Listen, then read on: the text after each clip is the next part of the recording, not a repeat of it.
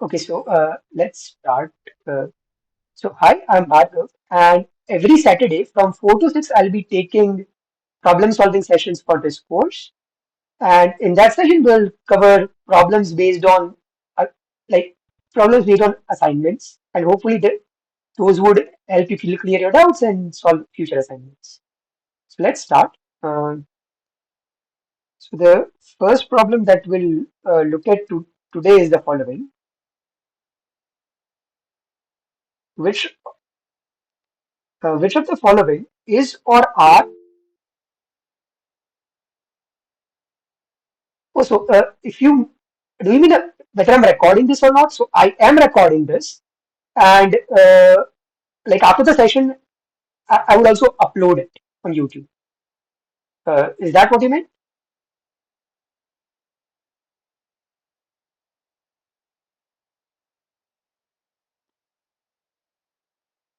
Oh, so I think the NPTEL was supposed to share the channel with you, but if they haven't done it, I can do it.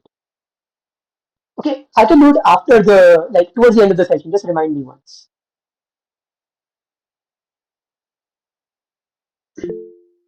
Okay, yeah. So the first problem is the following: which of the following is or are true for TRGs? That is pseudo random generators.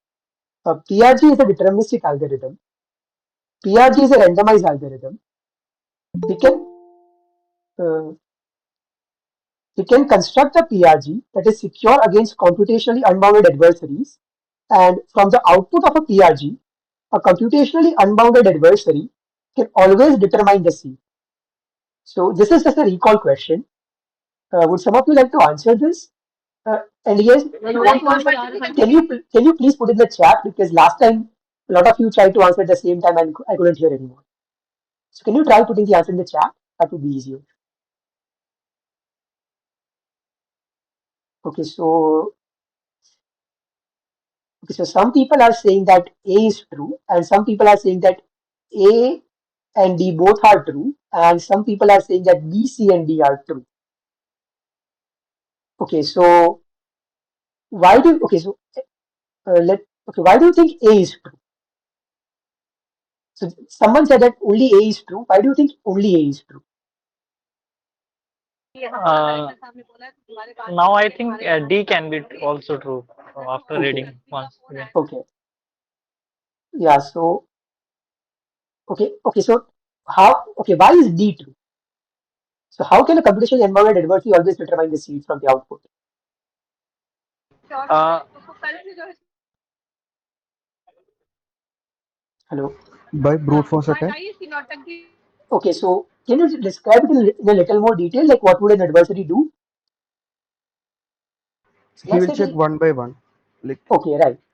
Okay, okay, it is known to but that, right? Whatever, yeah. okay, one by Because if one you know over the what? small L, like if you know the small L, like we are taking that seed from set 0 1 L, right? L Right. bit strings. So he can Yes, check that one the by one if adversary it is would do. computationally advanced. Yeah. Right.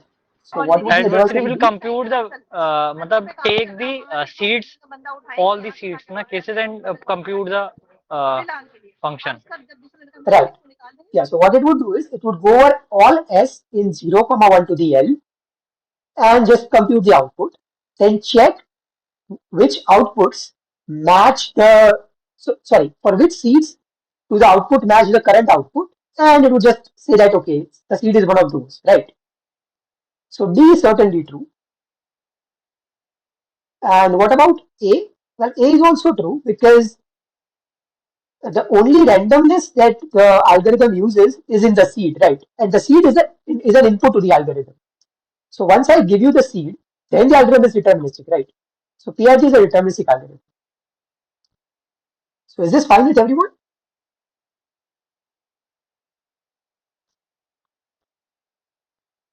And what is the definition of random? If it is how Okay, a so function okay, is so random? a randomized algorithm can toss random coins. It can make random decisions. For example, so okay, so you know Quicksort, right? What? Quicksort.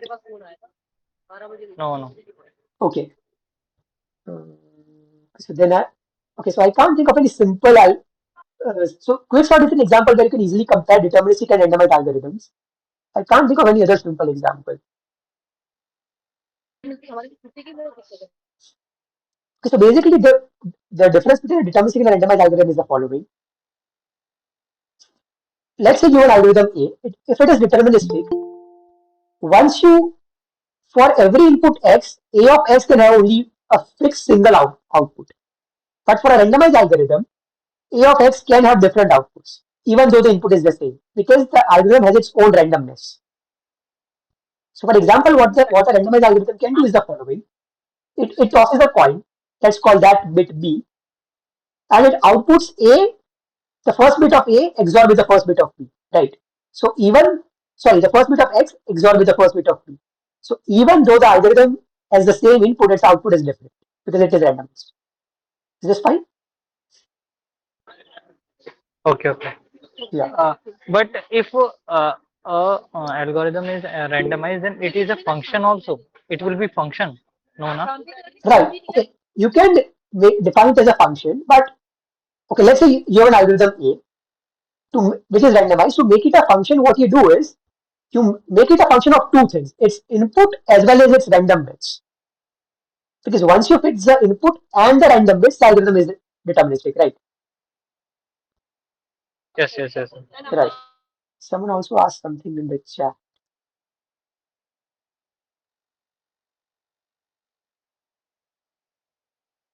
Okay, so someone asked if we use randomized algorithm to construct a PRG, then will the new algorithm be PRG? So having a randomized PRG defeats the purpose of having a PRG, right? Why do we want a PRG? We have a small string which is completely random, and we want to like sort of extend it to a very large pseudo random string, right? So a, from a small random string, we want to go to a very large string which is roughly random, right? So if the algorithm itself uses some extra randomness, what we are doing is we are going from like enough randomness to enough randomness, right? That sort of beats the purpose, right? Is this fine? Yeah.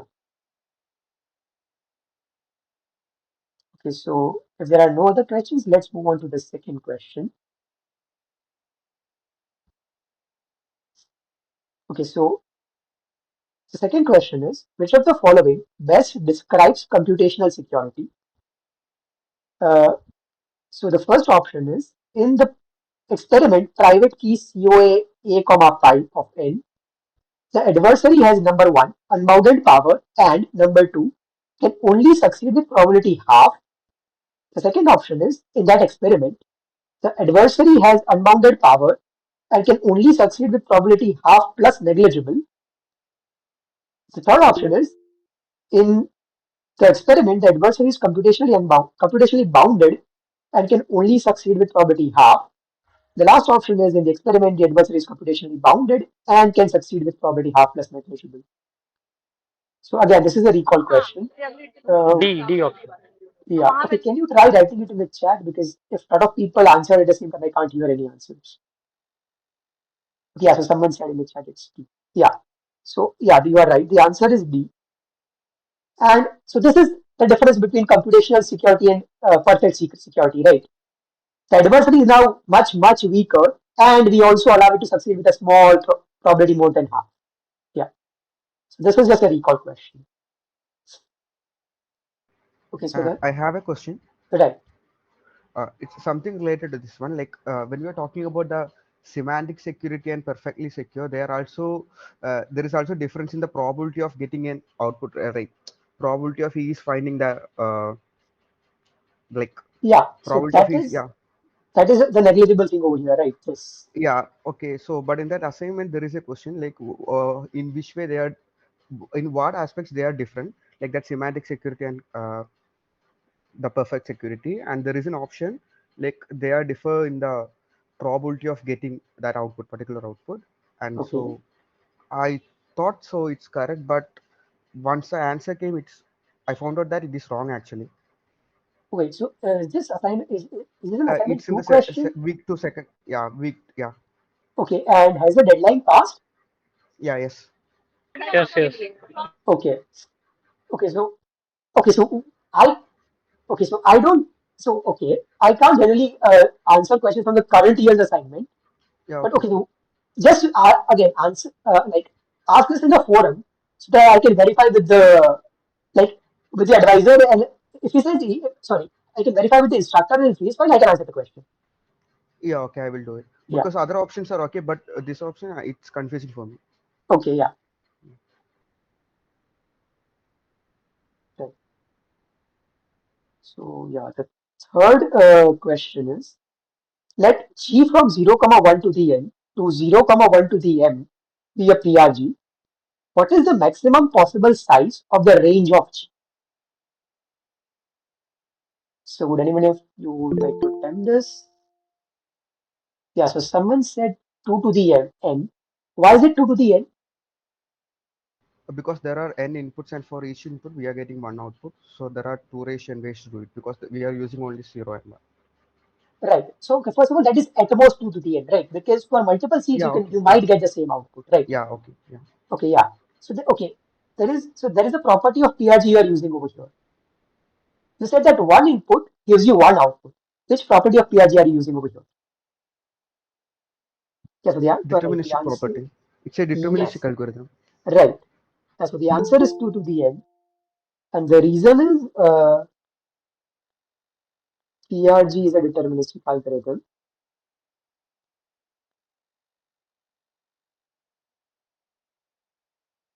The PRGs I should write alt. So G is a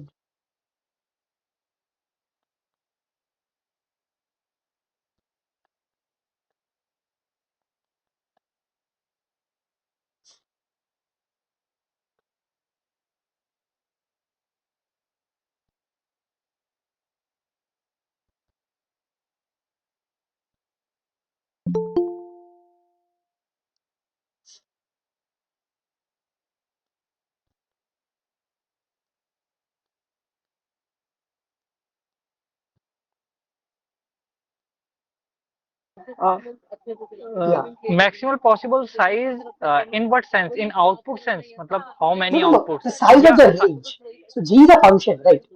2 raised to power m होना चाहिए ना मतलब the answer should be 2 raised to power No, m. that is the size of the codomain. The question is what is the Okay, size of okay, the okay. range? Right. Okay, Yeah. okay, range. The codomain is 0 2 to the n. Right.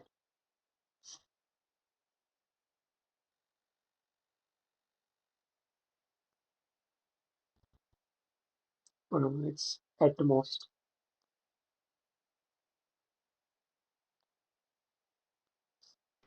One thing, like in that question, if you are saying just maximum can you hear me? Right. Yeah.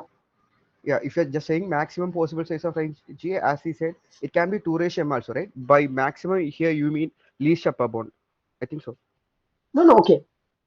Okay. So G is a deterministic function, right? Like what I'm saying is like anything more than 2 ratio n is also maximum possible size. Okay. Right. Okay. I mean, Yeah, technically it's true. It's an upper yeah, bound, but it's a loose upper bound. yeah. That's what I'm asking. You mean least upper bound, right? You mean Right. it's a least upper. Yes. Yeah. The size of the range of G is at most.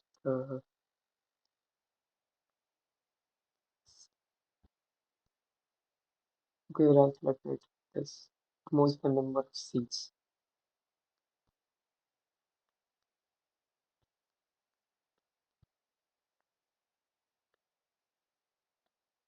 Okay. Yeah. So if you're fine with this question, we can move on to the next one. Okay, so the next question is the following. Let G be a PRG, then which of the following is or are not PRGs?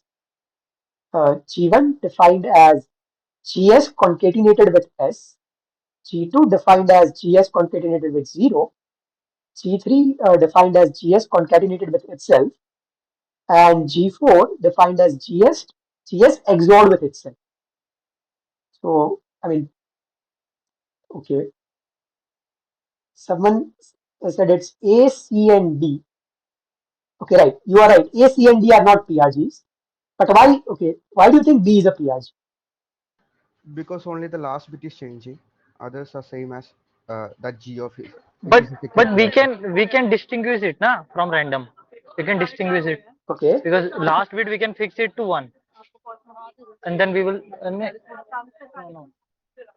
I mean, So okay, what you I'm are saying right. is, You can distinguish it from a random string, but why? But I think the probability. Yeah, you are close. we have only a negligible probability for distinguishing it. Okay, why is it the probability only negligible? Like because like here we are forming using parallel composition, so the last bit is only different. It can be there are only two Okay. possibilities, 0 and 1. Okay, so the parallel composition theorem that you saw in the class was for two PRGs, right? Yeah. But is zero a PRG? Is a No, function that maps anything to zero PRG? no, it's not. Right. So you can't use the parallel composition theorem over here, right? But still, even if you're doing that, what I'm saying is like in G of Z, we are adding an extra bit, right? Which is Right. 0. So there is only Yes. two possibilities with ones and 0. So the possibility of getting 0 is again 1/2 because it's uniformly random. Or okay. Okay. When is the possibility of getting 0, 1/2 for a random string or for this string defined over here? For getting that 0 last bit. No, no. In which string? In G2 Here, or in a random string? G2. No, no. Okay. No, no, no. In G2, the So not probability in, of sorry, getting 0 is 1. not in G2, sorry. It's in random string. It's the Okay. Right. probability is getting Yes. is 1/2. And in Right. G2, it's 1. Right. So for all other digits, since like if you consider all the bits except the last one, since G of S is a pseudo random generator, if you can distinguish between that one and a truly random number, sorry, truly random string. Right. So so I Yeah. think uh, it's a PRG. Okay. Okay. But okay. What about this? So let's say you have a completely random string. Okay. Okay. Okay. So let's consider this adversary. All it does is the following. It would it gets a string y, just checks if the last bit is zero or not. The last bit is zero. It says the y is a pseudo random string, and if the last bit is not zero, it says that y is a random string. Will this Yeah. Okay. succeed? Because the probability is again 1/2. Okay, which probability is 1/2? The probability of he is getting the correct answer, like he's guessing whether Not Okay. Let me do this. So everyone is convinced about uh, A, C, and D, right? So everyone agrees on A, C, and D, right? So we know that I these have are not actually. PRGs. We'll look Can you at D. explain Okay. that C part? Okay. Okay. Let me go option by option. Is everyone okay with A? Okay. So okay, why is A not a PRG? Because we are getting the seat. Like just look at the last one. Yes. Right. So we are revealing the seed. So all an adversary has to do is pick the last bits and see if the first few bits are G of the last bits. Right. Yes. Okay. Someone asked me to explain C. Fine. What about D? Why is D not a PRG?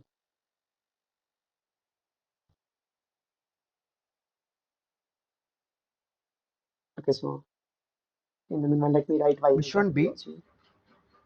D for Delhi. Why is D not a PRG? Okay. D is not because if you take the XOR of it, you will get one always. All the bit will be one. Right. So the string is just a constant. It's not a PRG Yeah. because we are revealing the seed.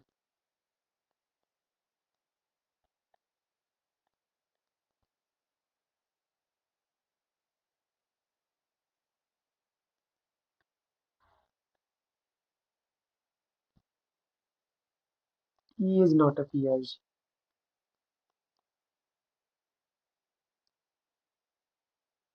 because G4 of S is always 1 to the size of G of S.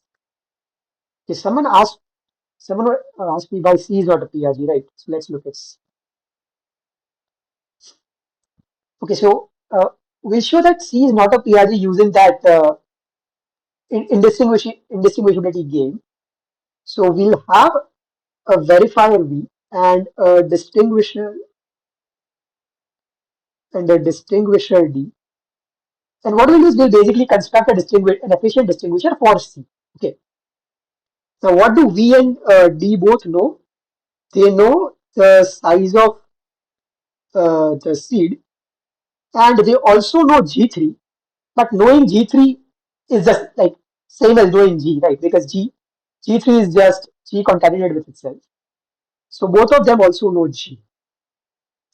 Now what does we do? We picks let me write certain picks a bit at random from 0, comma 1 to the n. If B is 0,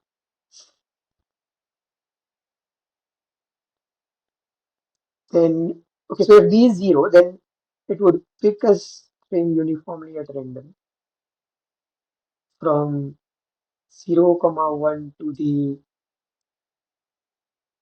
n.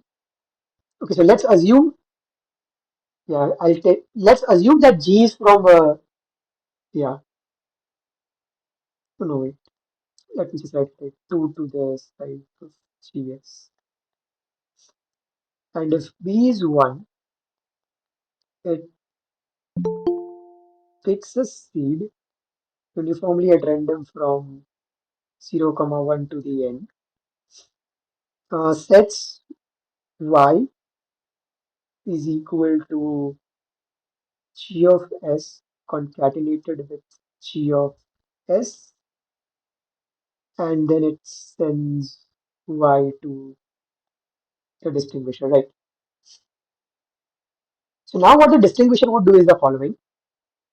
Let y be y1 concatenated with y2. It will check is y1 equal to y2. If yes, it sets b prime is equal to 1. If no, it sets b prime is equal to 0 and returns b prime. Okay, so now so clearly the distinguisher is efficient, right? It's polynomial time.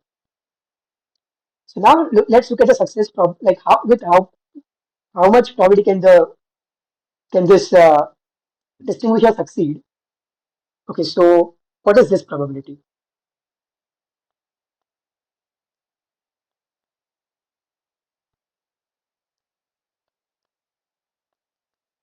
So can anyone tell me what this probability is? One. Okay, right. Why? Because when B is 1, we have a P, Y is GS concatenated with GS. So Y1 and Y2 are both say GS. So this is 1.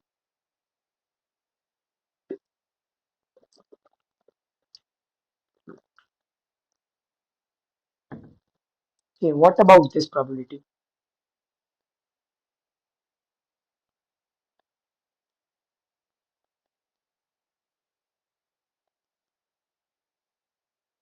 I think I should rather write this over. So what is this probability?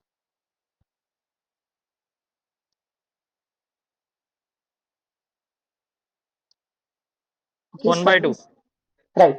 Okay, why is it 1/2? Because मतलब when मतलब half of them if मतलब अगर मतलब उतनी possibility हम अगर देखें कि स्टार्टिंग के हाफ इक्वल ना हो, मतलब है ना, एक भी डिस्टिंग हो, तो मेरे को लग रहा है वो 2 n/2 होंगे और अपॉन में total 2 Okay, n। not n/2, size of g/2, but yes, you are right. So probability b prime equals to 1 when b equals to 0 is just this probability that for a random string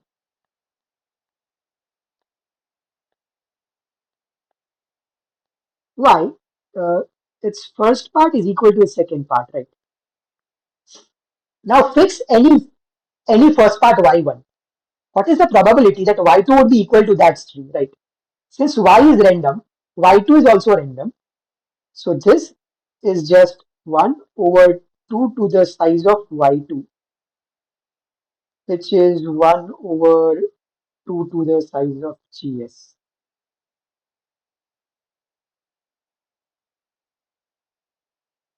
Is this fine?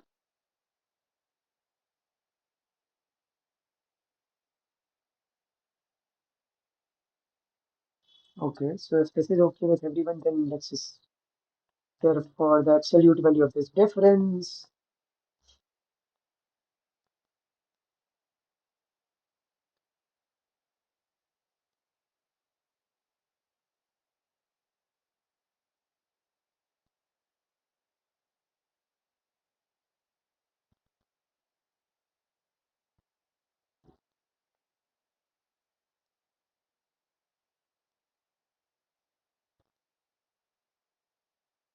And like this is not negligible, right?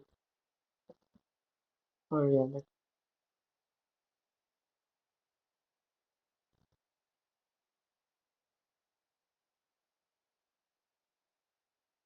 so the distinguisher can distinguish the two cases with non-negligible probability, and therefore this cannot be a PRG.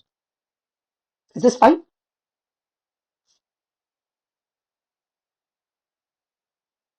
Okay. Yeah. So now we are done with A, C, and D. Let's look at B. Okay. Let's see if we can construct a distinguisher for B. Okay. So let's look at B. So we have a verifier again, distinguisher, and both of them know the size of S as well as G.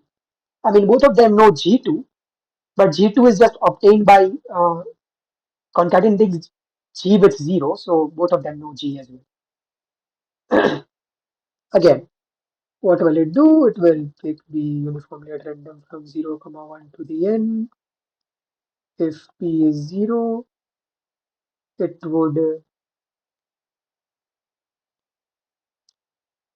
uh, pick a Y uniformly at random from 0, comma 1 to the size of GS plus 1. If B is 1, it would pick a seed uniformly at a random from 0, comma 1 to the n and set Y to be G of S concatenated with 0. It would then send Y to the distinguisher. Once the distinguisher gets Y, it can try the following. Okay, uh, is the last bit.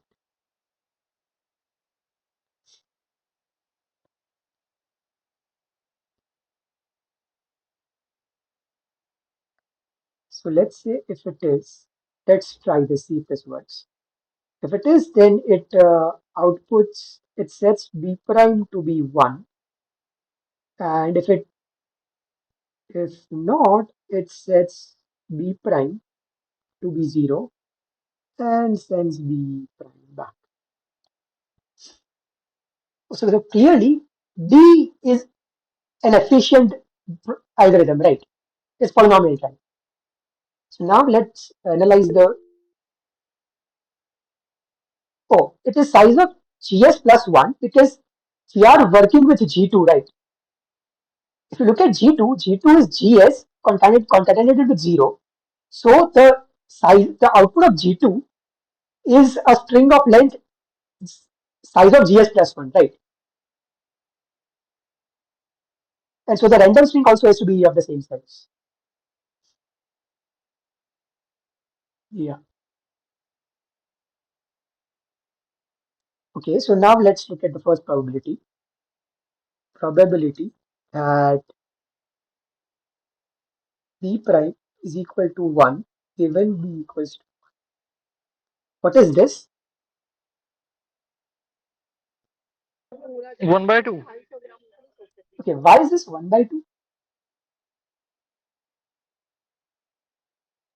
Because if the last bit will be 0, then it will be 1. It will Okay, be so wait. So are you saying that the probability is 1? Okay, yes, when yes. B, right. Okay, so yeah, the probability is 1, and the reason is the following. What do we mean when we say B equals to 1? When B equals to 1, Y was GS concatenated with 0. So when B equals to 1, the last bit of Y is always 0, and therefore B prime is always 1. Right? So this probability is 1. Let's look at the second probability. Yeah, let me just write in the next.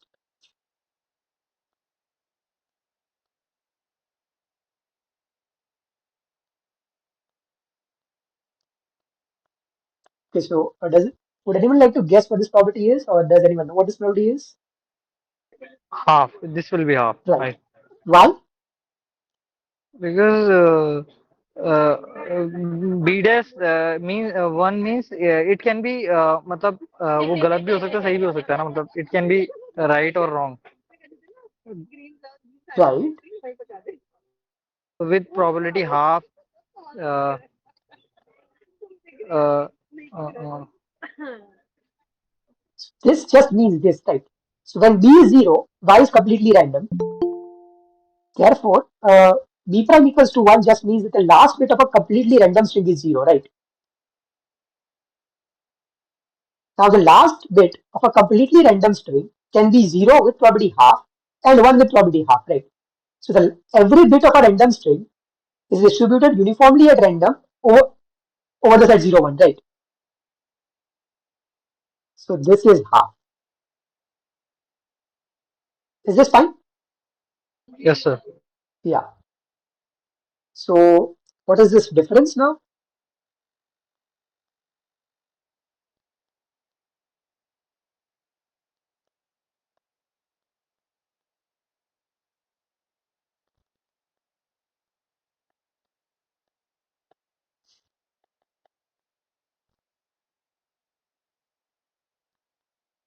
And this is non-negligible, right?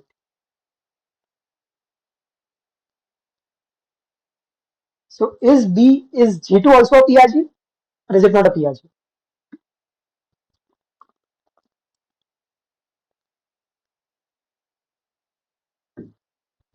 Come on, the probability It's is a PRG. non-negligible. But why is it a PRG? They just showed that there is an efficient distinguisher which can distinguish Oh, between the two cases with non-negligible probability, right? Half is non-negligible, yeah, okay. so it's a So it's PRG. not. So it's no, sorry, so it's not a PRG. Yeah, so that is also the correct answer. So there are all four options are correct.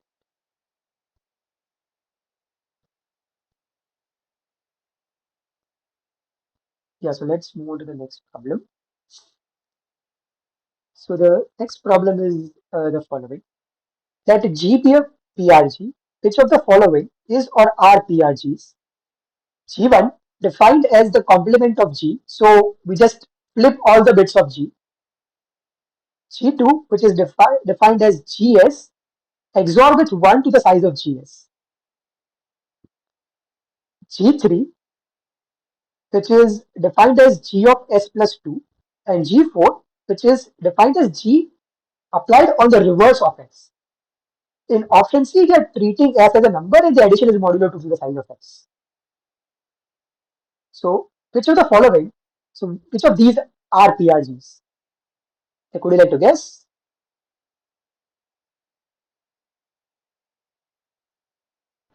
So what do you mean by G of S plus 2 in third Okay, option? so, okay, S is a string, right?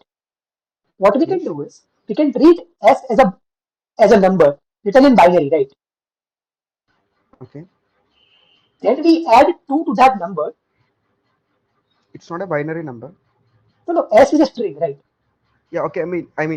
Two. Okay, that S is a string. So Okay. I can treat I can suppose that S is a number written in binary, right? Okay. So S is a number. Okay.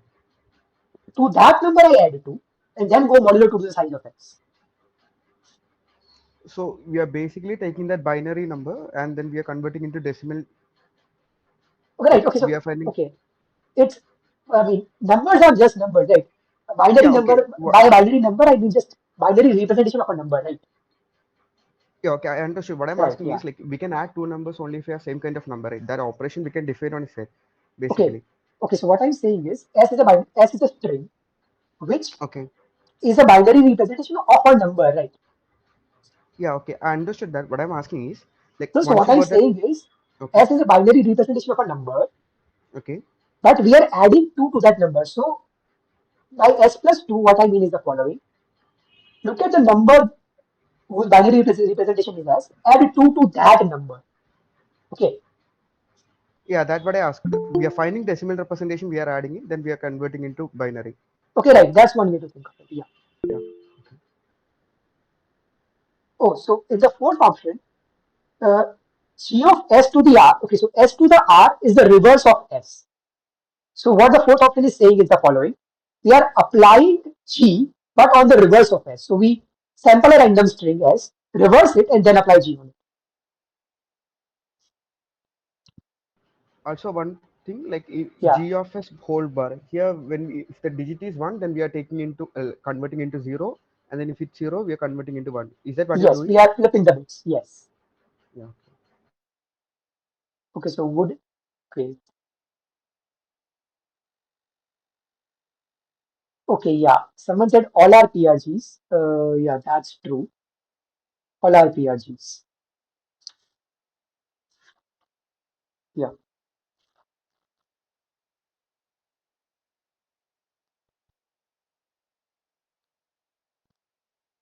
Okay, so let's prove that all of these are PRGs. What do you Yeah. mean by absolute value of GS? Number of ones. No, no, no. Absolute value of GS is the size of GS. So GS is a string. What's its size? Okay, okay. Yeah. Okay. Okay. So So what? No, no. So the size will be fixed, or for every S it will be different, different. okay. So it depends on this. It depends on S, right? It means the size depends on the one or zero also. Matlab the string consists of how many ones. It is. Okay. Is it mean by size? I don't know what you mean by size. Okay. So For S S is the string. G is an algorithm. And what is G of S? G takes S, outputs another string, right? So G of S string, is yeah. itself a string. And by this notation, I just mean that size. What is the size of that string? Let's say that size is M. Okay. And 1 to the M means 1 written M times. It will be always M, na? If you fix G, then it Oh, will be always M. no, no, Yeah, no. Okay. I'm confused. Okay. So let's say G is a PRG. It's from 0, comma 1 to the M.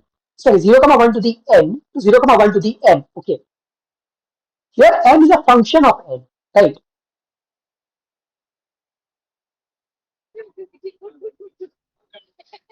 Uh, if for some S you are getting 110000, then what will be the size of this? 1 1 0 0 0 0. Size would be 6, right? 6? Yeah, what is the size How? of okay, so it is 6 bits, right? The string is 6 bits. Okay, so this will gonna be always 6, na? For every. Right, right, okay.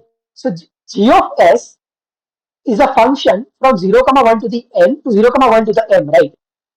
But over here, the M itself is a function of N, right? M is what? It's the expansion, right? Okay, okay, then. Yeah. Right. So if you change N, then M would change, right? So if you fix the size of S, then size of G of S would be fixed. But if you change the size of S, then the size of G of S would also change, right? Okay, in general, we are saying, na? Matlab, in general, we are saying this thing. For M, uh, anything we can take. Matlab, M n equal to 1, 2, 3, 4. Right. So basically, let's go back to this game. In this game, there was this parameter n, right? That that is not a fixed number. It keeps on changing, right?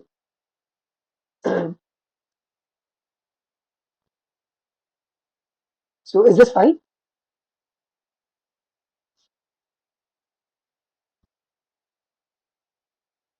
Okay, so if this is fine, then okay, how do you prove that something is a PRG?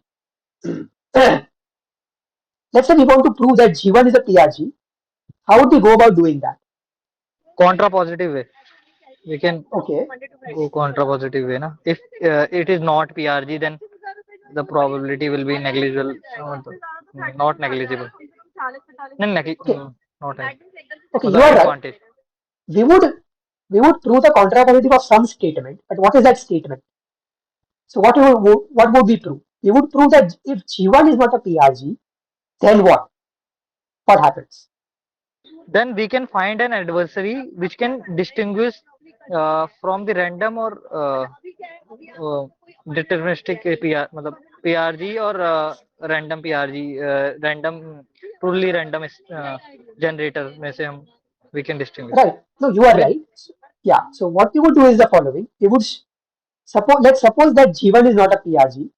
Then we would construct a distinguisher that can distinguish a random string from a pseudo random string. What I'm asking is, what would that pseudo random string be? Like, I mean, you can generate a pseudo random string in multiple ways using different PRGs, right?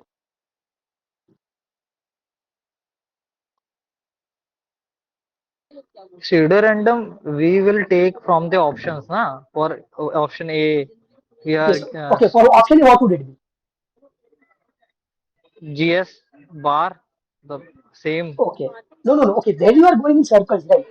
Because you are saying that if G1 is not a uh, if G1 is not a PRG, then there exists a distinguisher that can distinguish G1 from a PRG. But how does this prove that G1 is not a PRG? But how does this lead to a contradiction and therefore prove that G1 is a PRG? Okay, okay. We will take na G1S is not a PRG. Then Right? we will get that we will get that G is also not a PRG. Exactly. Get. Right. Then we will Yeah. get a contradiction. Na? Exactly. That's what we'll do. So, okay, what do we want to prove over here? We want to prove that if G is a PRG, then G1 is a PRG, right? The counterpositive is if G1 is not a PRG, then G is also not a PRG, right? So we'll just prove this. Yeah. So okay.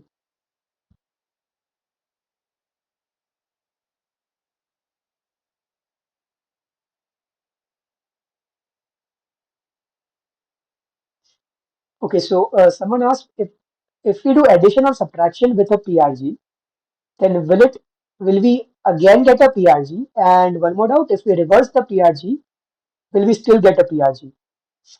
Okay, so if we reverse the PRG, we will still get a PRG. I think that is there in the lectures, right? So if we reverse the PRG, we will still get a PRG. That is true. And what was the second question? The second question was if we do addition or subtraction with a PRG, then will we again get a PRG? Yes, that is also true. Addition or subtraction with a PRG would again be a PRG. So what you can do is you can try proving both of those on your own. Right now we'll prove that A G1 is a PRG. Almost the exact same, using the exact same argument, you can prove that both of those are also PRGs. Like try that on your own. If you can't prove it, just ask the question in the forum. Okay. Yeah. So let's show that G1 is a PRG. So let's say, yeah, let's do a crowd option.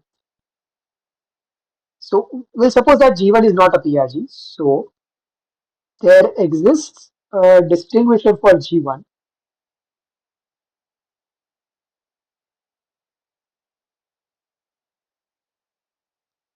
So what we'll do is the following. If G1 is not a PRG, there exists a distinguisher for G1. I'll call that DG1. And using that, I'll construct a distinguisher for G. I'll call it DG. What will we do? It will do just this, right?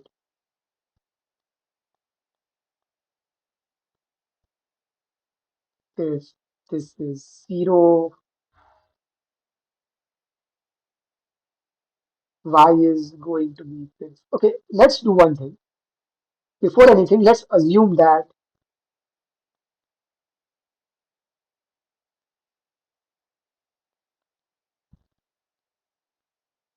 she is from,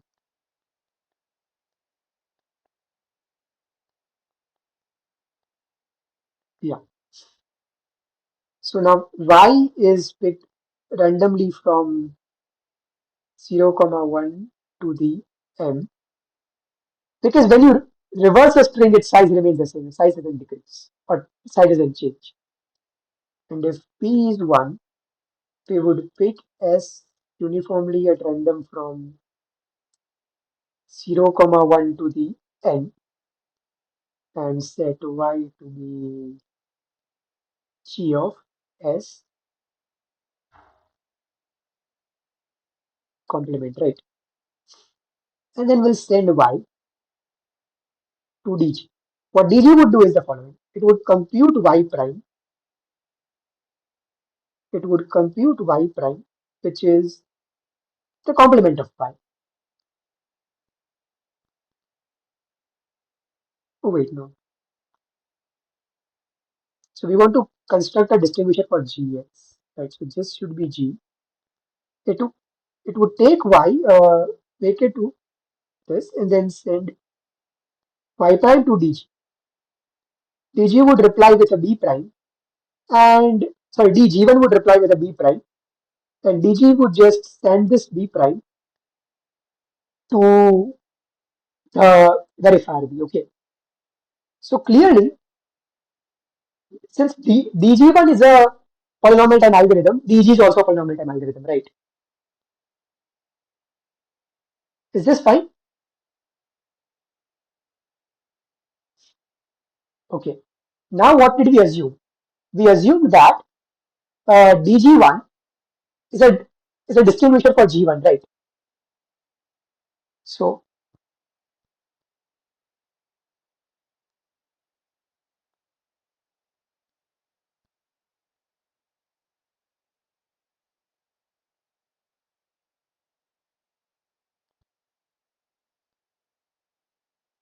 dg1 outputs b prime is equal to 1 given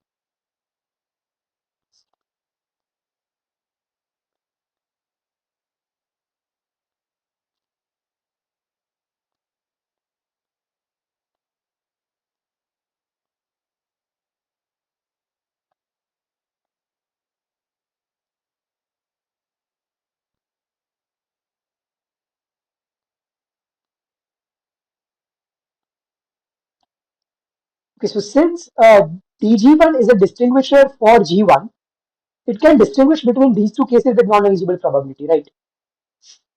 Now what view does dg1 get? If y is random, then its complement is also random. So either dg1 sees a random string, or it sees a string, or it sees a pseudo-random string generated using g1, right? Is this fine with everyone?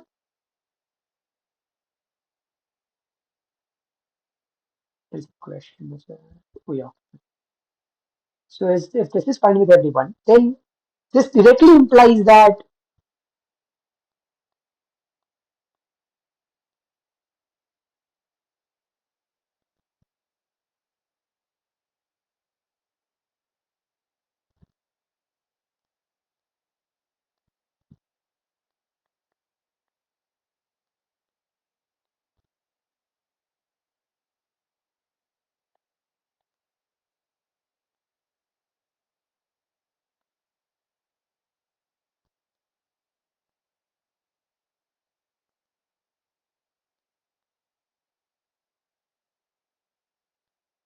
because DG is doing nothing, it's just forwarding the answer of DG1 to the verifier, right?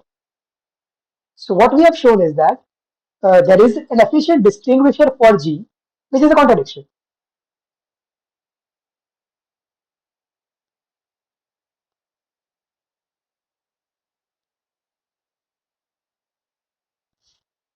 So we started off by assuming that G1 is not a PRG and it came to a contradiction. Therefore, G1 has to be a PRG, right?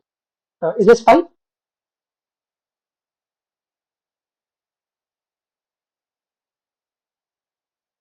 Okay.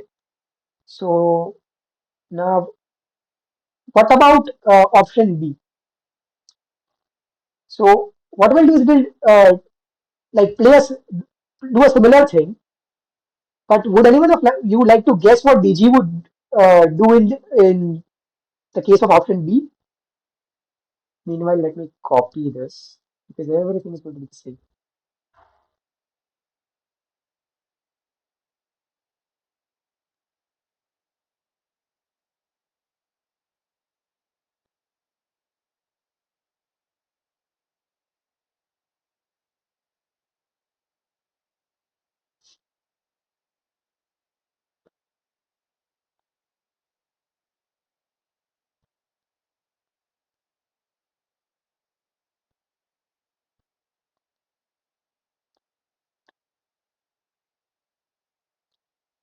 Okay, so would anyone if you like to guess what DG would do in the case of option B? Recall that in option B, G2 was just G of S XORed with this.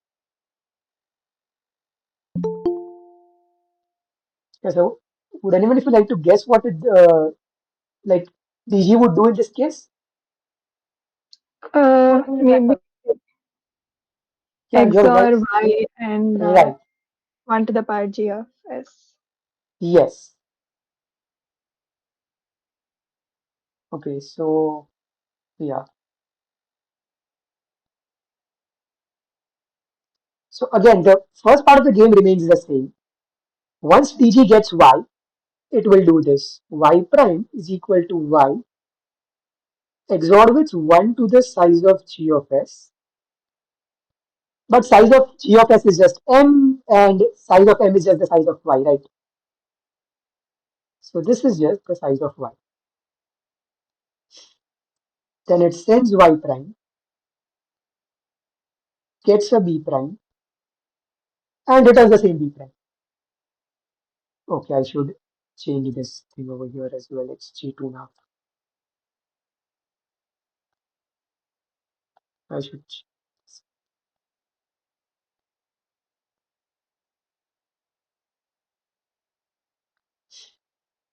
Okay, so now what is the view that G2, the distinguisher DG2 gets? If Y is completely random, then Y XOR with 1 to the size of Y is also completely random, right? Because a random string XOR with any arbitrary string gives you a random string, right? So either Y prime is completely random or Y prime is a pseudo random string generated according to G2, right? But since DG2 is a distinguisher for G2, it can distinguish these two cases with non-negligible probability. And then again, as in the option A, since DG is doing nothing, it's just forwarding the answer, you would get the same for DG, which is again a contradiction. So the PRG, so G2 is also a PRG. Is this fine? Yeah.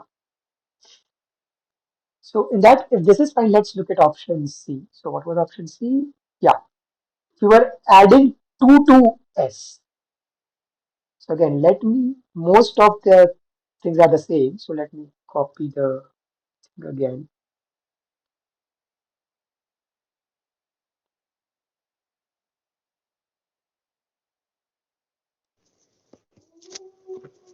So what would DG do in this case?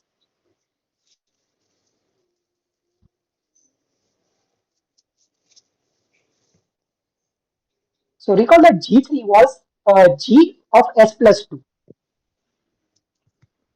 So can DG send Y prime is equal to G of S plus 2? Let's say it got Y equals to G of S. Can it somehow send y prime equals to G of S plus 2?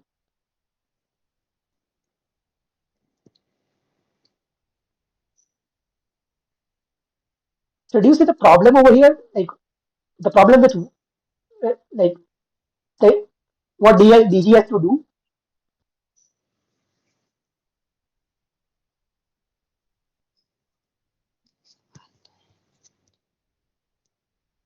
Okay, so here's what DG will do in this case. It will do nothing. It will just forward Y to DG3.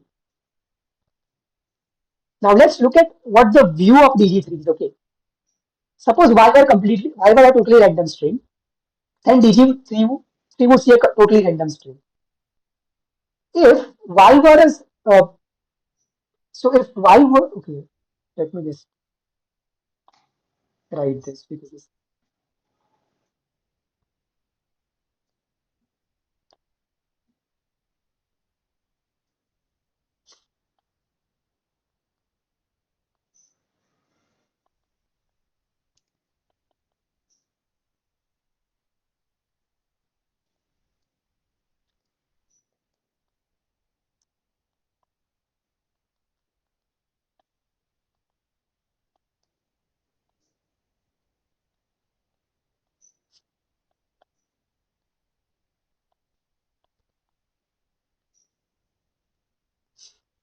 S is random from 0, comma 1 to the end. S plus 2 is also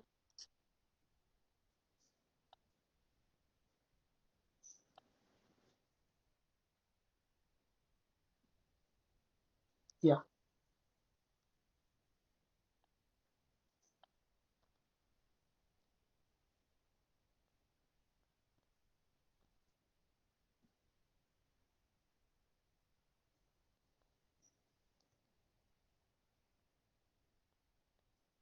A uniformly random string.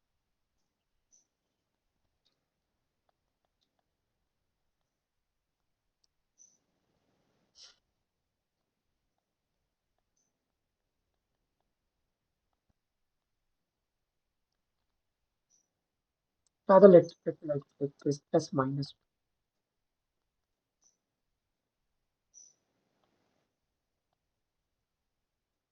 Okay. So if S prime is S minus 2, DG3 sees G of S prime plus 2, which is G3 of S prime when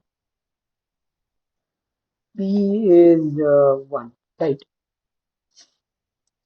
So, okay, fine. The problem over here is uh, DG cannot somehow compute G of S plus 2 and send it to uh, DG3. But what it can do is it can just forward it to DG3. And why this works is the following. S is a randomly picked string. So S minus 2 is a randomly picked string. And so when you just forward G of S to DG3, what we're actually forwarding is G of S prime plus 2, right? So DG3 either number 1 sees a completely random string, or again, number 2 sees a pseudo random string generated using G3, right? So the view of DG3 is either a random string or a pseudo random string according to G3.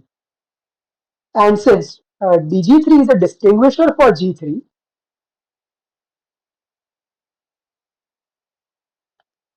it can differentiate between these two cases.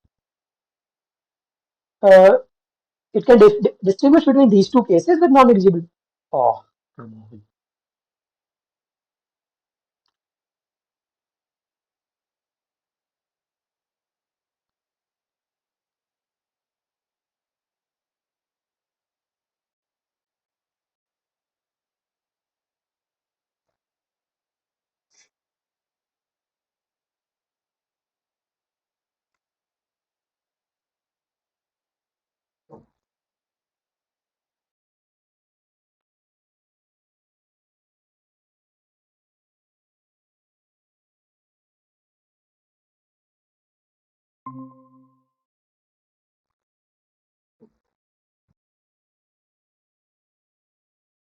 Yes, I lost connection for a while. Can you hear me now? Yes, yes. Yeah, okay. Okay, so is this part clear? Why the view of dg3 is always a random string or a pseudo-random string from G3. If that is clear, then since dg3 is a distinguisher for G3, it can distinguish between these two cases with non-negligible probability. So this quantity is non-negligible. And again, dg is just forwarding d prime. So this would, just as before, imply that this quantity is non-negligible, right? But that's a contradiction, and therefore G3 also has to be a PRG. So the observation that we use over here is, if a seed is random, seed plus 2 is also random. And okay, about option D. So let's see what option D was. Yeah, D was this. G4 of S is G of S reversed. So again, we have the same problem that we had in option C.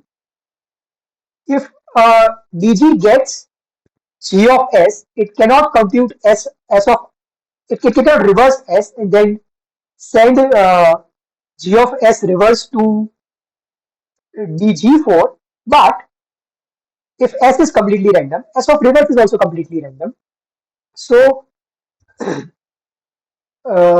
DG4 always sees either a totally random string or a pseudo random string according to G4. So it's basically the same as G3.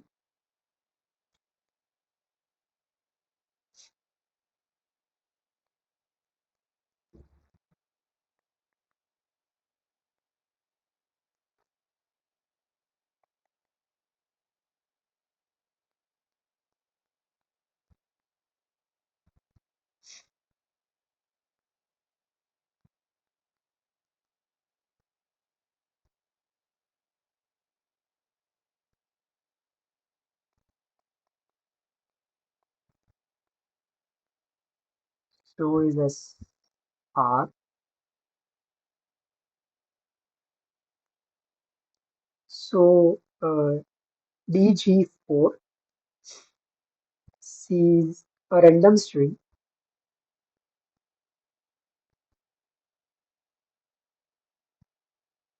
when B is equal to 0 and a pseudo random string.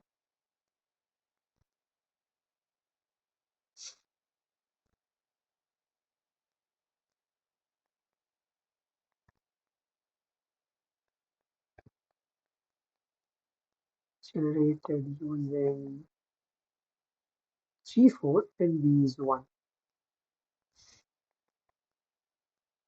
It can distinguish between these two cases.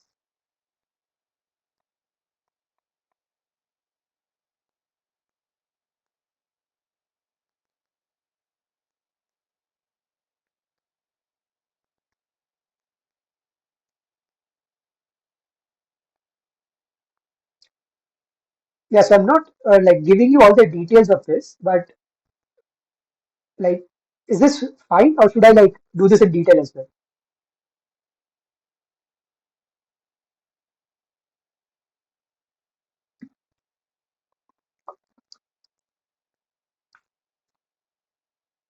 Because if this is fine, then we will move on to the next problem. It's again of a similar flavor. So the problem is the following. Let G be from 0, 1 to the n to 0, 1 to the m, and let's just suppose that G is a PRG. Then which of the following is or are PRGs? G1 from 0, 1 to the 2 to the n to 0, 1 defined as you take two seeds S1, S2, concatenate them, and G1 of that string is G of S1 XORed with G of S2. G2 is again from 0, 1 to 1 to the 2 to the n to 0, 1 to the n plus m.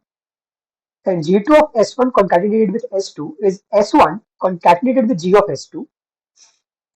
And option C is G3 from 0, 1 to the 2 to the n to 0, 1 to the n plus m.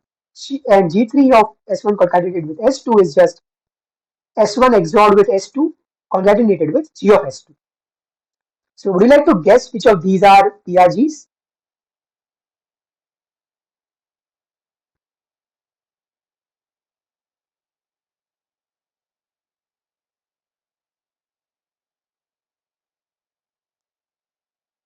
Okay, what about option A? Suppose that instead of XORing two pseudo random strings, we were XORing two totally random strings. Would the resulting string be totally random?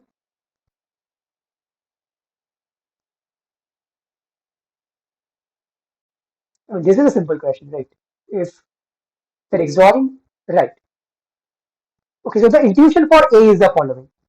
Pseudo random strings are close to random strings. So if on XORing two random strings, we get a random string, on XORing two pseudo random strings, we should get a pseudo random string, right? So this is the intuition, and there and we can formalize this intuition, and we will do this. But because of this, like intuition A is also a pseudo random generator. What about B?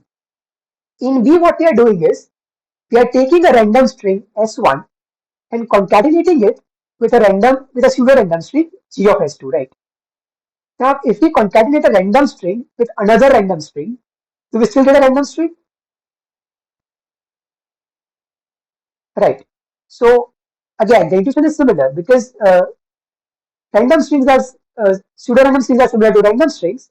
Concatenating a random string with a pseudo random string should still give us a pseudo random string. And yeah, we can formalize this intuition and show that B is also a PRG. What about C? In C, in the expression of G3, S2 plays a role, right? So are we revealing S2? Because if we reveal S2, then this cannot be a PRG. So what I'm asking is, over here, are we revealing S2 in this operation? Why aren't we revealing S2? You are right, we are not revealing S2, but why? Because it XOR depends on S1 also, na? Right. And S1 is completely random. So regardless of what S2 is, S1 XOR S2 would also be completely random. So S1 XOR S2 is going to be a completely random string. And so the two views over here, in this option and this option, the two views would be exactly the same. Yeah. So C is also a PRG. So these were just the intuitions. Now let us do this formally. Okay, yeah. So what's your doubt?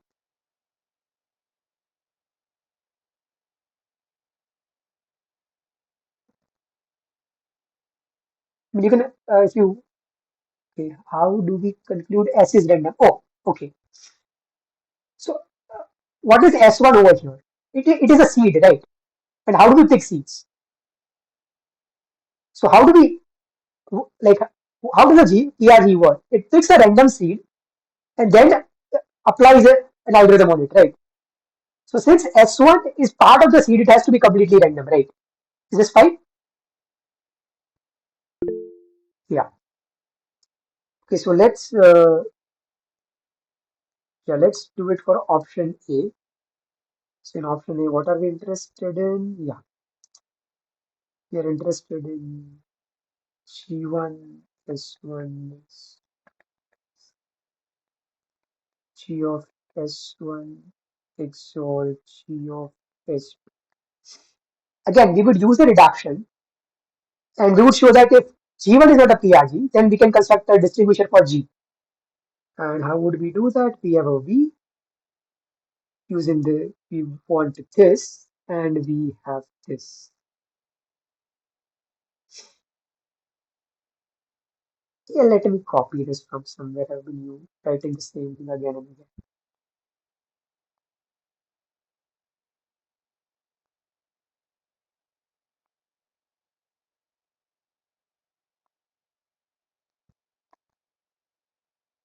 Yeah, so we would do what it usually does.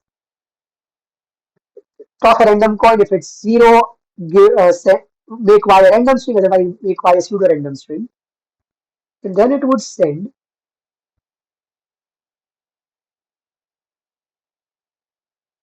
y2. This line is too bad. And it would send y2 dg. Now what should dg do?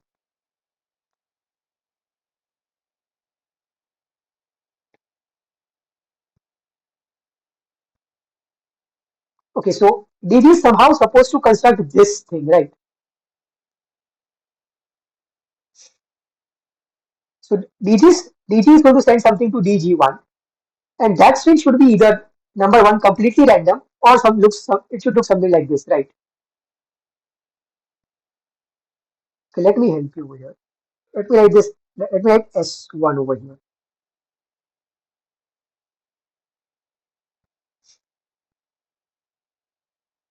Okay, so DG does the following. Okay, remember DG knows G. So DG knows these two things. N is equal to size of S and G. This is common knowledge between V and DG. So DG can do the following. It picks S2 uniformly at random from 0, 1 to the N and sends Y prime is equal to Y XORed with G of S2 to DG prime.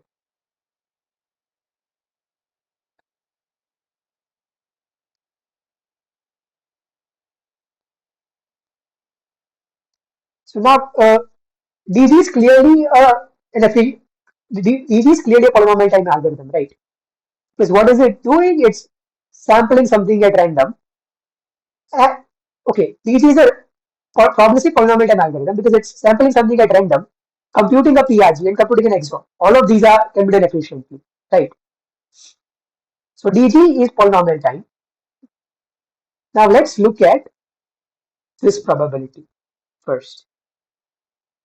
Uh, what is the probability?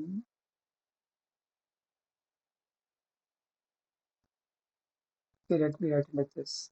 If B is equal to 0, Y prime is a random string from 0, 1 to 9.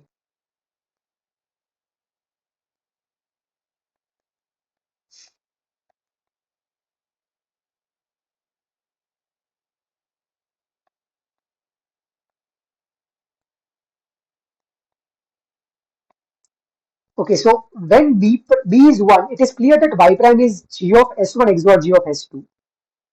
But when B is 0, why is Y prime a random string?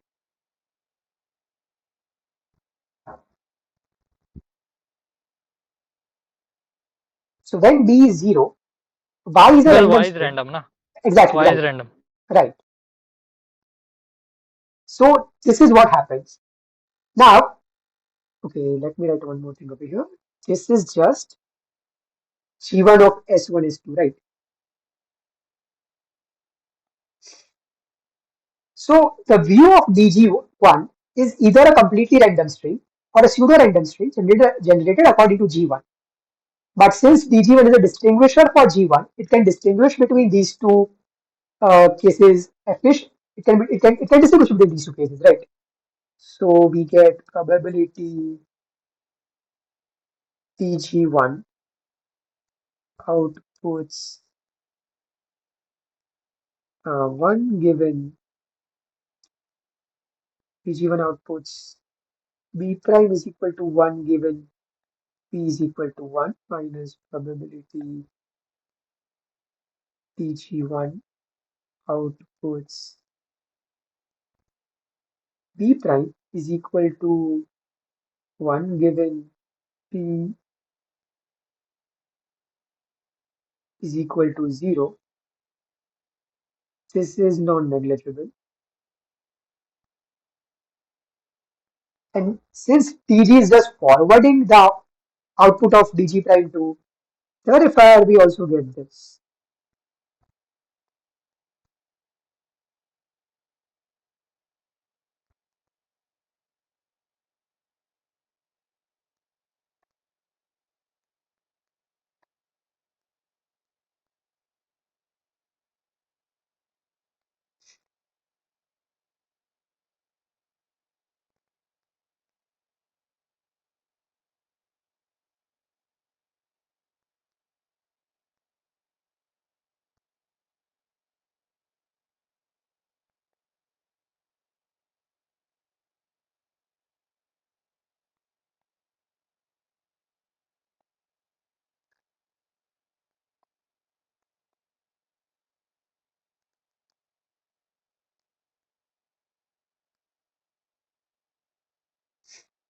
So is this fine?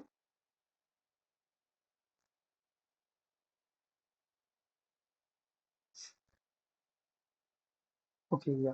So if this is fine, let's move on to the to option B. In option B, what was G2? I think it was this. Yeah, I think G2 was this. S1 XORed with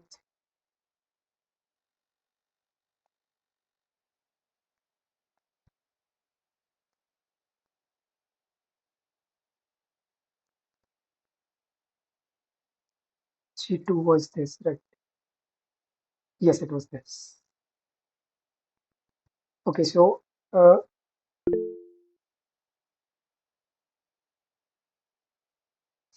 okay, so in which proof did you get confused?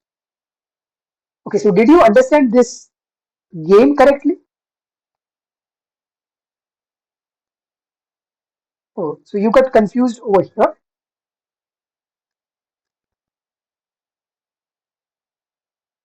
Okay, yeah. Okay, so let's go over this again. If B is 0, then what did V what did V send to DG? It's sent a completely random string Y, right? And what did DG do? It XORed this random string with a pseudo random string, right? But when you XOR a random string with a pseudo random string, you get a pseudo random string. Sorry, you get a random string. So when B is 0, what DG1 sees is a completely random string. That is one view that DG1 sees. What about when B is 1? When B is 1, Y was this, right? Y was G of S1. And then what did DG do? It XORed this with G of S2. And it sent this to DG1, right? So in this case, DG1 sees G of S1 XOR G of S2, which is just the same as G of S1 concatenated with G1 of S1 concatenated with S2, right? So that's how G1 is defined, right? So what is the view of DG1? It either sees a completely random string or sees a pseudo random string generated according to G1. But DG1 is a distinguisher for G1, right? So it can distinguish between these two cases with non-negligible probability. That is what I've written over here. And now, but we want to argue something about DG, right? But what does DG do? It just simply forwards B prime to the verifier. So basically, whenever DG1 outputs 1, DG also outputs 1, and whenever DG1 outputs, yeah, that is what's happening, right? So basically, these two properties are exactly the same. Is this fine? Yeah. So now let's look at option B. Most of the game is similar, so let me just copy it. And while I'm copying it, would anyone of you like to guess what DG is going to do in this case?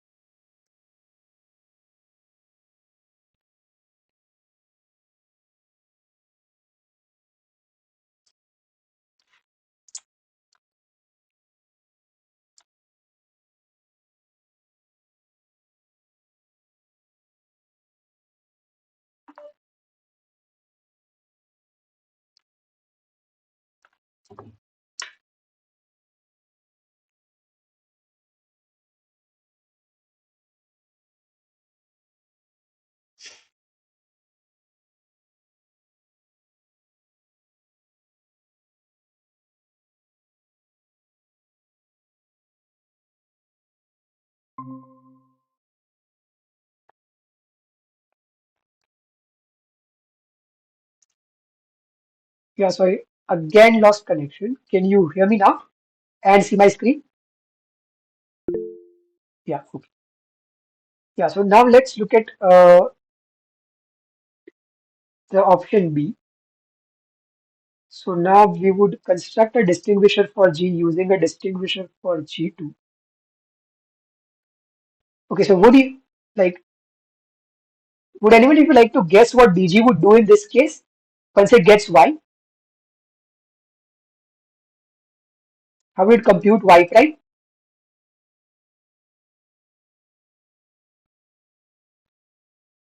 Okay, let me give you a hint. Over here, this S1 would now be S2.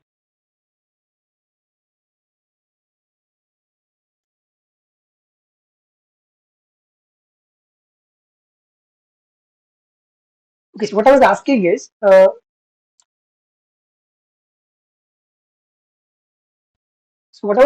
this. Now we want to construct a distinguisher for G using distinguisher for G2. So once the distinguisher for G gets Y, how should it compute Y prime to send it to DG2?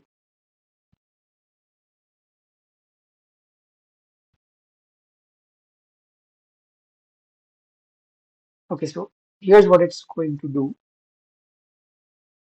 It's going to sample S1 and it's going to do this. S1, no, Y. So this is what DG is going to do. Now I think I can also copy this. So now what we'll do is we'll basically analyze this probability.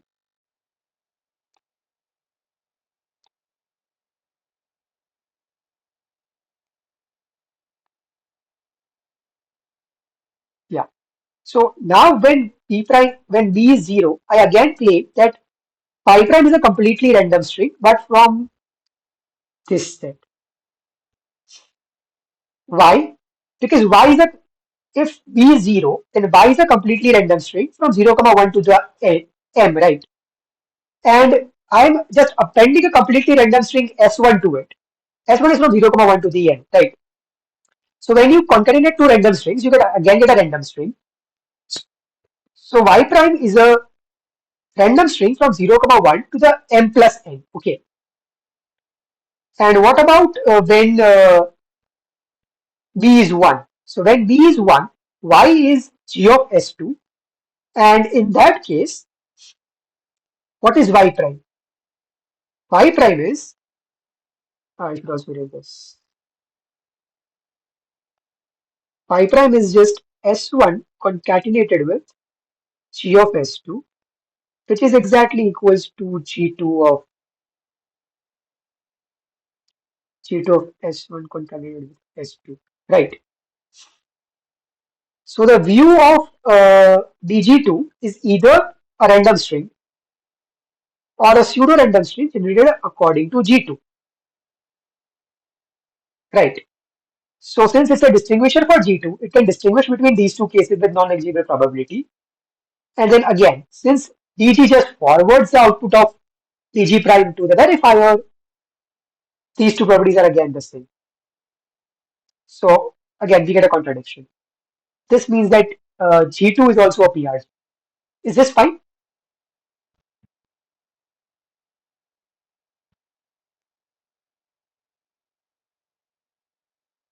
Okay, so if this is fine, let's move on to the third, this option C.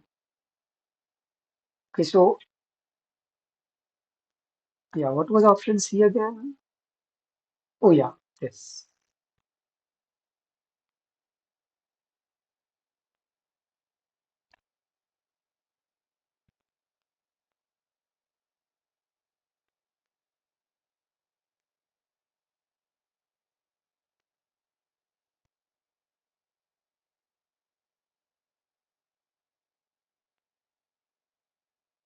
Again, so most of this is going to be the same. So let me just copy this page. And while I'm copying this, would someone of you like to guess what DG is going to do now?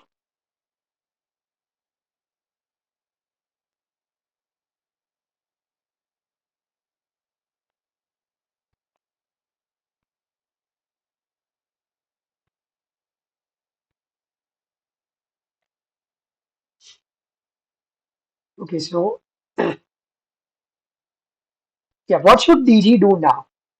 It's supposed to send S1 XOR S2 concatenated with GS2 to DG2, right? But it cannot fit, it does not know what S2 is. So how is it going to compute S1 XOR S2? We did something like this in the previous question. The idea is similar.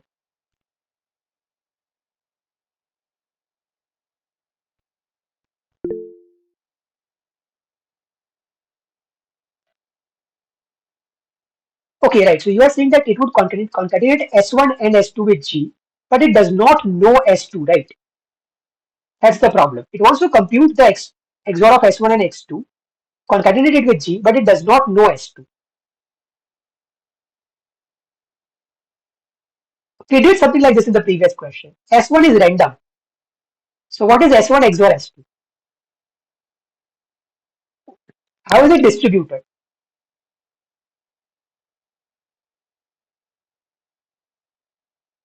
Okay, so S1 XOR S2 is also going to be a completely random string, right? So it doesn't matter whether I XOR, so sorry, whether I append S1 as XOR S2 or append a completely random string. Because the distribution still remains the same, right?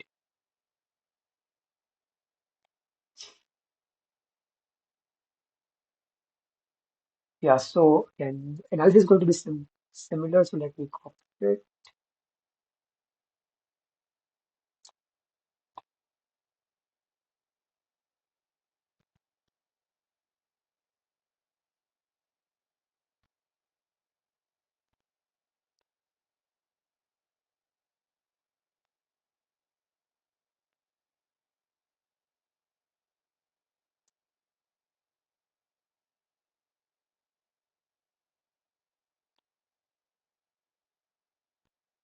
Okay, right, yeah. So if when B is 0, my claim is Y prime is again a random string. Why? Because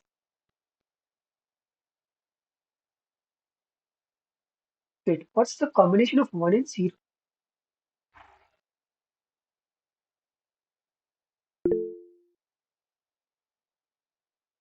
Okay, what do I mean by distribution? Okay, so distribution is just so I mean a probability distribution. So a probability distribution over a set S is just the following. What is the probability with which you pick an element from S, right? So what I was saying is, since S1 is random, S1 XOR S2 is going to be random. Therefore, the distribution of a completely random string and S1 XOR S2 is going to be the same. In particular, both of them would be uniformly distributed over 0,1 to the n. Is this fine? Okay, yeah. So again, when B is 0, Y prime is a random string. Why? Because I'm concatenating a random string with a random string. That gives me a random string. That we have seen before. So we just need to look at when B is 1, right? When B is 1,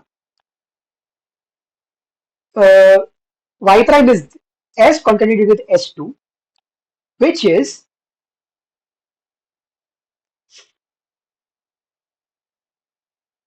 S1 XOR S2,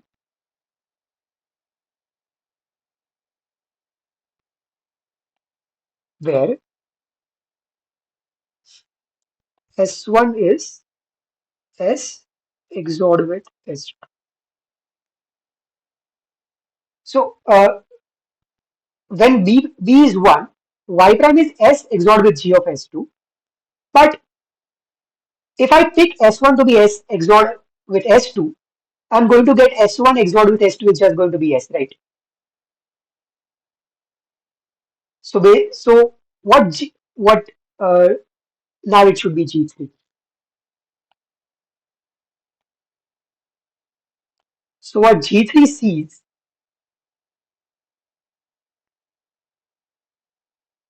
so what G3 sees is either, so what G3 sees is either number one, a random string or a pseudo random string generated according to G3. Right. So as before, G3 being a DG3 being a distinguisher for G3 would be able to distinguish between these two cases efficiently, right? So the rest of the analysis is the same as before. The key idea over here was that we want to concatenate S1 XOR S2, but we can just concatenate a random string because S1 XOR S2 is just going to be random. Is this fine?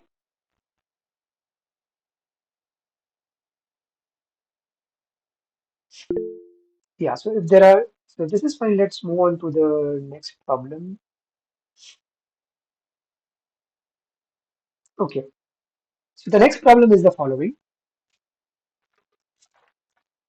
Uh, let G1 from 0, comma 1 to the n to 0, comma 1 to the m, and G2 be from 0, comma 1 to the n to 0, comma 1 to the m. And suppose that these are two arbitrary PRGs. Here the word arbitrary is important.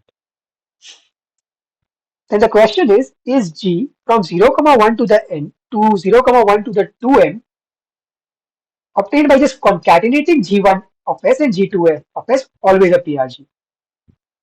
So is the question clear? We have two PRGs which can be arbitrary, and we want to obtain a new PRG by concatenating them. By evaluating them at the exact, but by evaluating them at the exact same C. Okay. So the question is the resulting G also a PRG? So would you like to guess? I mean, this does look like a parallel composition. Yes, yes, it So will you are be. saying it would be a PRG, right? Okay, so recall what did you see in parallel composition? So in parallel composition, you had this G of S, no, you had G of S1 XORed with, concatenated with G2 of S2, right? So over here, the two seeds were different, but over here, the two seeds are the same, right? So you cannot, even though this looks like the parallel decomposition, sorry, the parallel composition, you cannot directly use the parallel composition theorem because the seeds are the same, right? The theorem requires the seeds to be different. So is it clear why you can't use the parallel composition theorem? Oh, okay. Okay, there is no difference between a normal PRG and an arbitrary PRG. What I meant by an arbitrary PRG is the following. It can be any PRG you want. It's not a fixed PRG, right? It can be any PRG.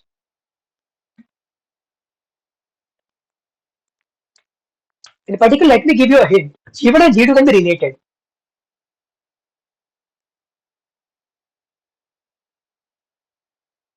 Okay, so let me tell you the answer. The answer is no. The reason is the following. You see, G1 and G2 are arbitrary PRGs. So since G1 and G2,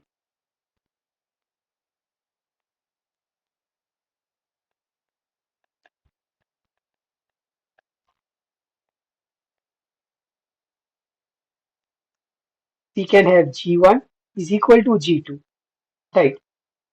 Let's say is equal to G prime. Then what is G of S? G prime of S concatenated with G prime of S. We solved some problem before that this is not a PRG.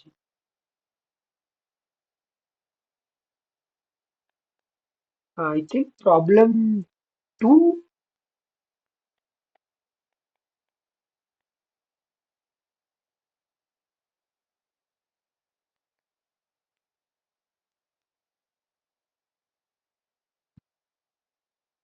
So over here, what the question was asking was the following. Suppose G1 and G2 are PRGs, would G always be a PRG?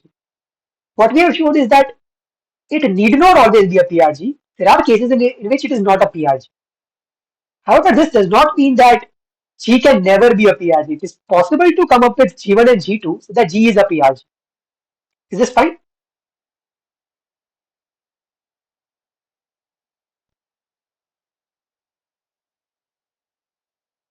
Yeah, so if this is fine, let's move on to the next problem. Okay, how much time do we have? 20 minutes. I think we can do the next 20 minutes. Let me look at that. Okay, so let G from 0, comma 1 to the n to 0, comma 1 to the ln be a PRG. Is G prime defined as 0 G prime from 0, comma 1 to the n to 0, comma 1 to the L of n defined as G, this also a PRG. So you are saying that it is a PRG. Okay, why is this a PRG? I mean, this is the serial composition of PRGs, but why is this a PRG?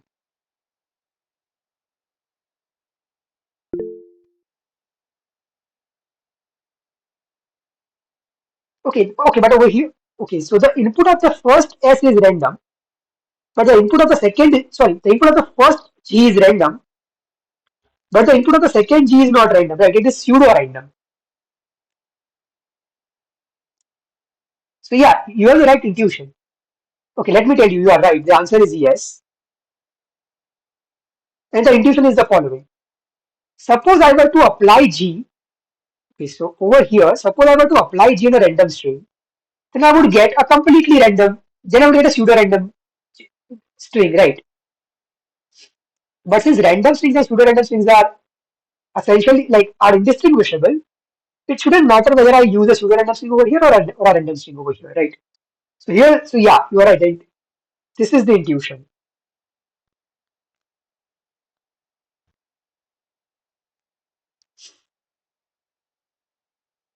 Uh, yeah.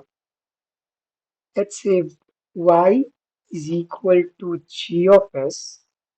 Since g is a PRG, y equals to g of s is indistinguishable from y picked uniformly at random from 0, comma 1 to the L of n, right? So if y prime is equal to g of s was not indistinguishable from y prime picked uniformly at random from 0, comma 1 to the now it should be L of n. Then here's the strategy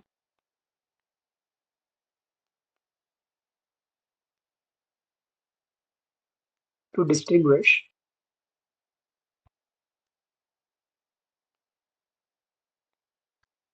g of s from a random string.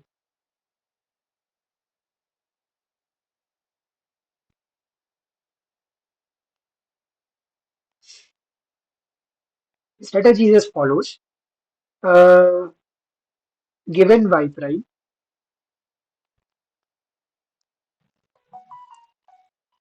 should I? No, given y, uh, compute y prime is equal to g of y. If y prime looks like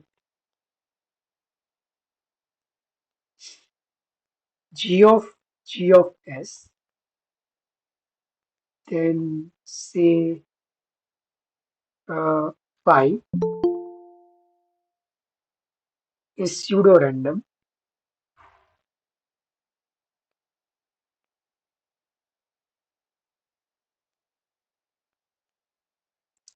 and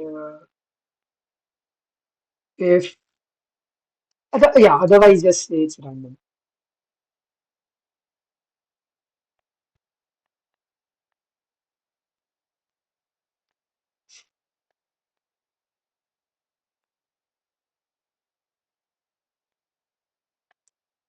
So basically, since we are not supposed to be able to distinguish between a random string and a pseudo-random string, we should not be able to distinguish between the cases when we use a pseudo-random string as a seed or and a random string as a seed, right? Now this is the intuition, and because of this intuition, like you would think that the answer is yes, and it's indeed yes. But let's see how do we formally prove this. Okay,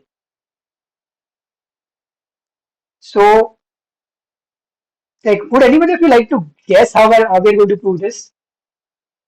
Would we use reductions? What would we use?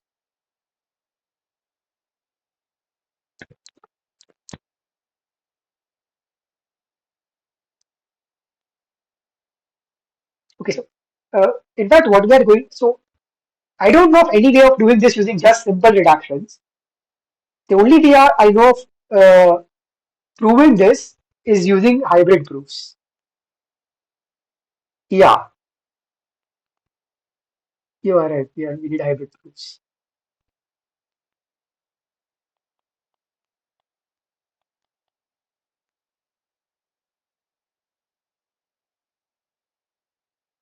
Yeah, just hybrid proofs. Yeah, that's it. So what do we want to do? We want to show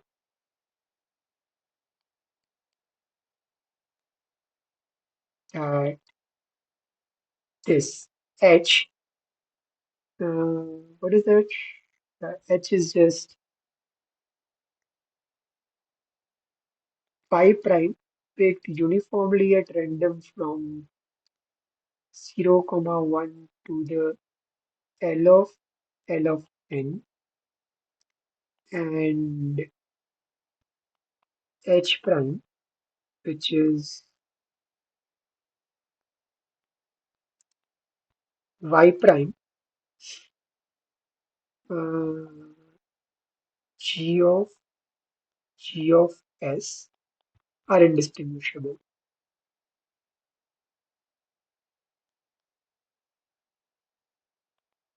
I should say computationally indistinguishable. Yeah.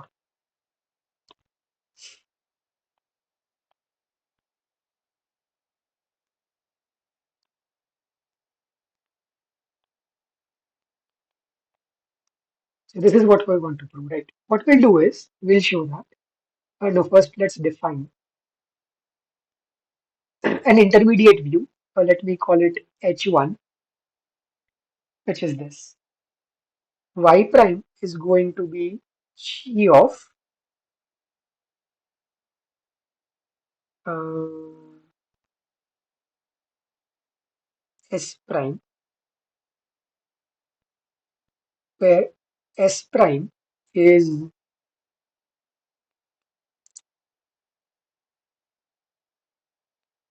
S prime is picked randomly 0.ln. Oh, okay. So L of n is just L applied to Ln. So it's a composition of L of n. So sorry, it's a composition of L with itself. So for example, let's say L of n was n square, then L of n would be n square the whole square, that is n to the 4. Is this fine? And we need L of n because what are we doing? Uh, we are applying G. Oh, okay. So let me say that again. L of n is just a composition of L with itself. So we take n, apply L on it once to obtain L of n, apply L on it again to apply L of n. So for example, if L of n were n square, then L of n would be n square the whole square, which is n to the 4. And we need this because we are applying PRG on a string of length Ln. So the resulting length would be L of n. Yes, yes, yeah. So if that's fine, where was I? Yeah, so we are going to define S1, define H1, which is Y prime is G of S prime and S prime is this. And we'll show that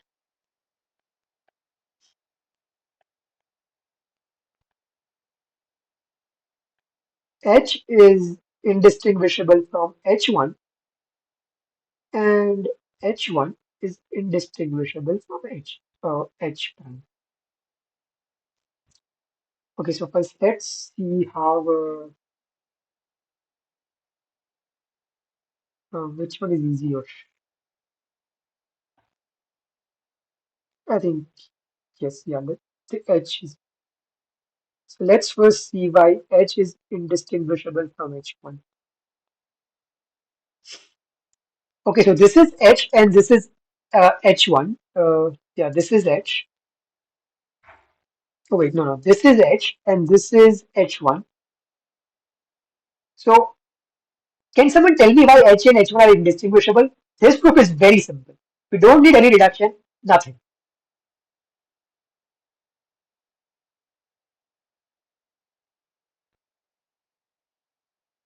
Okay, the reason is the following.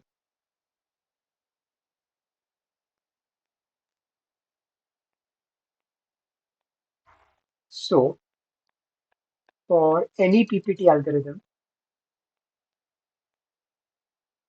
yes, yeah, you are right. There is just one technicality over here. So for any PPT algorithm, D uh, probability that the outputs uh, B prime is equal to 1 when instead of writing B equals to 1, I'll write this phi prime equals to G of S prime just to be explicit minus probability that T outputs 1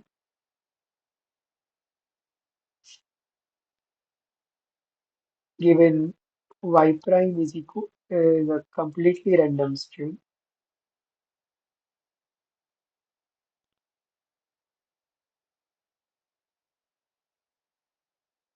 So can someone tell me what is this? What should I write in the bracket? Is it N?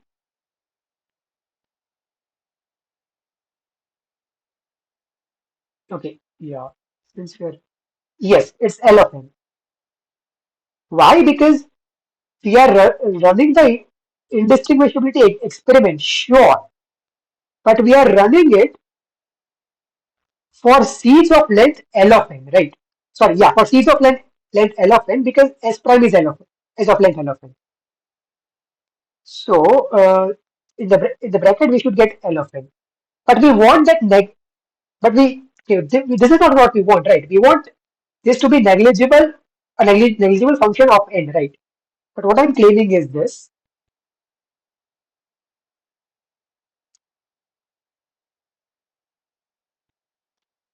Because since she is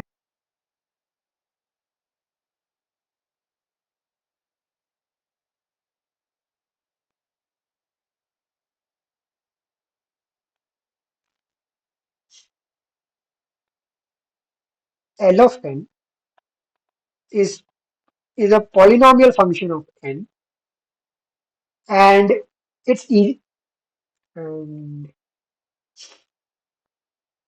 it can be proved that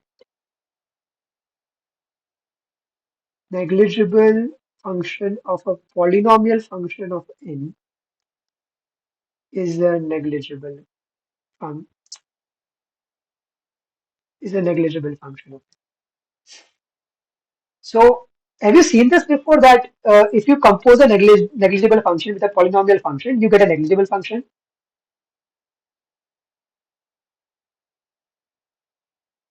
Okay, so we just have 5 minutes, so I don't think I can give a proof of this and still complete this proof.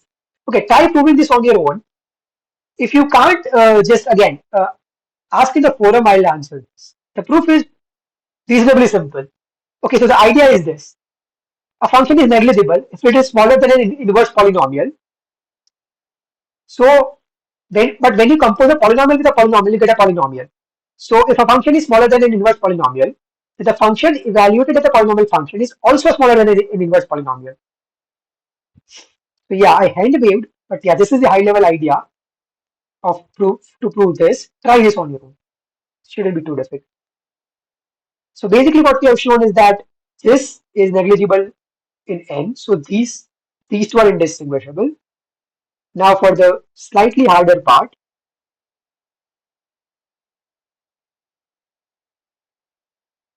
is indistinguishable from H prime. Okay, so let's recall what H prime was. H prime was we were applying this G twice on a seed, right? And H1 is just applying on a larger seed. So here's how we can distinguish them. Again, let's have a verifier. Uh, Let me write something over here and finally one more thing. Yeah, TG and B H1 H prime. Okay, so by this notation, what I mean is that this is a distinguisher that,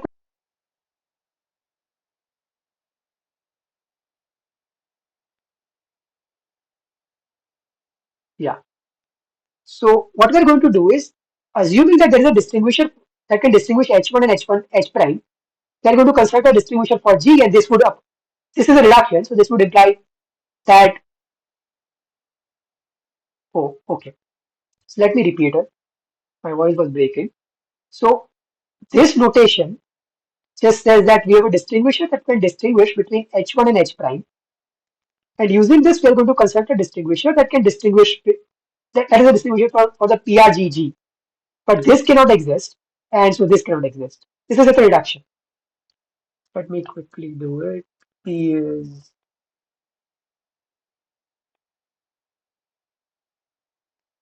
mm,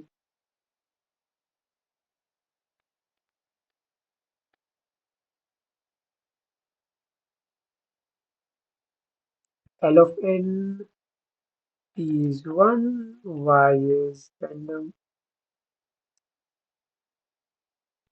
S is random from 0, comma 1 to the n of, and Y is G of S. This sends Y to DG. Now what does DG do? It computes Y prime, which is just G of Y, sends this Y prime to DG prime. Okay. Okay, let me also say what this is going to do. Now, this is going to say either that the view is H1, let's say H1. So when it thinks that the view is H1, it will say 0. When it thinks it's H prime, this,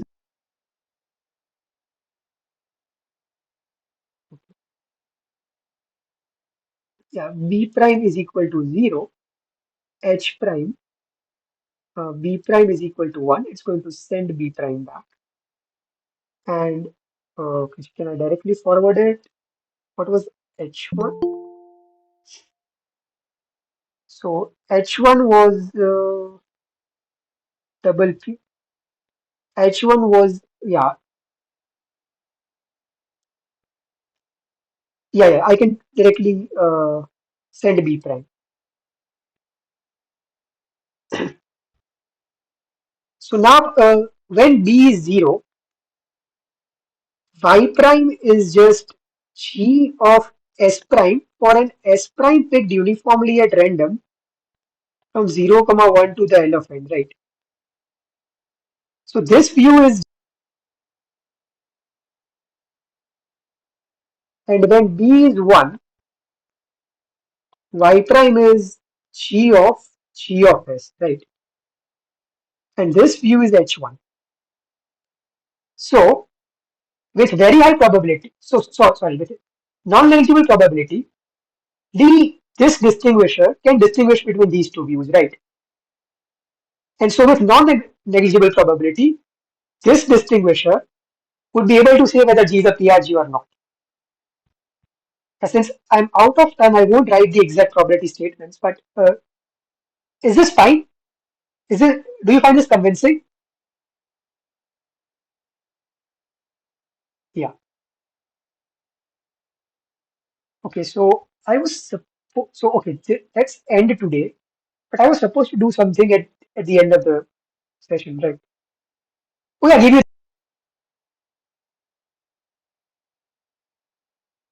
Okay, yeah.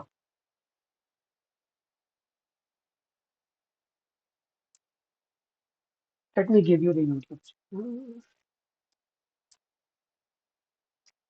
I don't think I've logged in with that.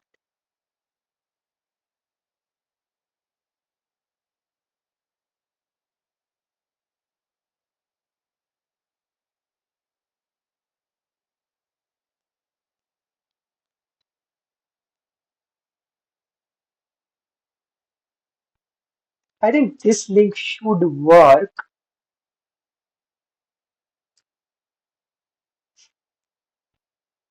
Yeah, so I think this link should work. Let me check.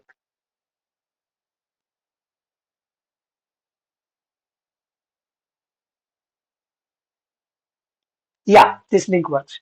So over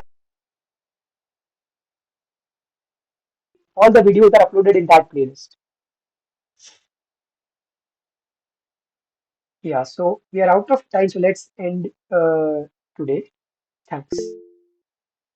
Yeah, it works good. Thanks. Yeah.